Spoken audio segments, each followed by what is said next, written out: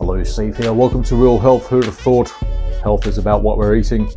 Join me on my quest to disseminate my go-to health regimen, the Health 44, my clumsy branding of eliminating 4 classes of food, introducing 4 classes of micronutrients. Bingo, bongo, health sorted. So thank you for your interest. Let's do this. Welcome again. You've clicked on today's episode, Health Anomalies. When health anomalies ruin science, health science. So that's the approximate title. You know what the title is before me, of course. So what spurred me on to talk about this particular topic today is that I'm hearing many times here's some examples. I'm only going to go through 2 examples. One example is there's 4 particular genes that lead to dementia and Alzheimer's, and there's this whole cholesterol numbers conundrum issue. So the first thing that spurred me on to dedicating a whole episode on this idea, if there's a 100-year-old walking around with 2, even 3 of those particular genes that lead to dementia and Alzheimer's, then the whole idea should be thrown out, because even people with 1 or 2 of those genes and with family history, they start to panic when the PhDs and the health gurus of the world start touting it. So if there's 100-year-olds walking around with 2 or 3 of those Alzheimer's genes, that's it. Game over. Stop that idea. Stop it now. To have that, to even reach the age of 100, which is a 1 in 10,000 chance, the way we have it now, but to still be compos mentis with those 2 or 3 out of the 4 genes, even the 2 bad ones, it should be thrown out. It should be thrown out. Even if you don't have those genes and you have a family history, people still panic. People still panic. Bloody hell. Then they'll start to blame your lifestyle choices, your food choices, your bad diet, and your lack of cognition. You don't do crosswords and you don't do this and that. What a ghastly state of being that we have ourselves, and we think we are learned. Not a chance that is well guided, well learned, and well researched and studied and the like. No bloody way. No bloody way.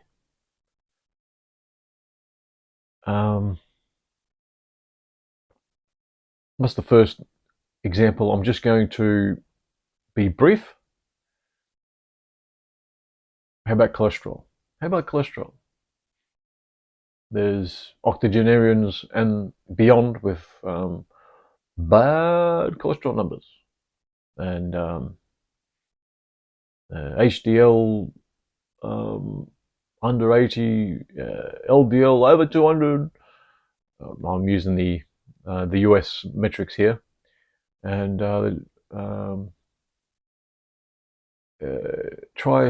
tricyclic.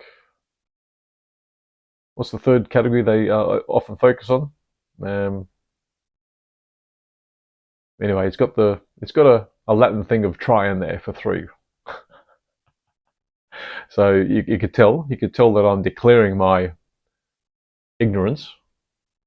It's not too ignorant. I do base a lot of my understanding on other people's ideas, but I can sniff that's BS over there. That's full of shite over there. And there's this whole conundrum doing the rounds with the cholesterol space, where the what is it, the lean mass hyperresponder, and they're okay. They're okay to have high cholesterol. Why can't every other schmuck have high cholesterol? I'll probably have high cholesterol, but I'm not worried about it because I believe in my, that's a bit more humble opinion, that we don't understand um, cholesterol numbers. Even in most cases, we don't even know that cholesterol is really, really essential for our physiology, especially our mental health, our brain function, and hormone health function. So stop it with all this gene talk and all these numbers talk with things that we don't quite understand. The particular numbers that all these numbers are based on sick people that front up to the general practitioner and get blood tests. Have you seen the state of people in waiting rooms? It's not that great. Not that great. The only time I end up in a waiting room is if I think I've popped the rib or something, falling off a push bike or whatever. So, yeah, in those cases, emergency medicine, hallelujah, about allopathic health, because that's where it's important, maintaining life in a crisis.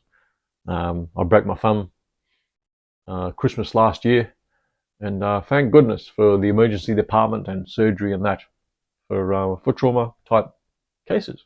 But for chronic health, what's this? You might get dementia because of family history. Well, you might get you're on a keto diet and you're lean. You should be right with a high cholesterol.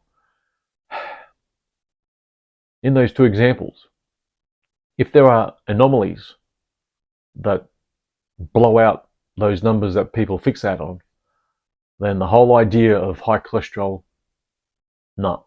The whole idea of those particular 4 genes that lead to Alzheimer's and dementia, get it out. Get me out of this. Get that out of my office type idea. That's it. Game over. Not just one case, many cases. There's this whole syndrome of lean mass hyperresponders with high cholesterol that are ketos. And I don't know what my numbers are. I'm not going to seek them out. The only numbers that I'd like to seek out, which will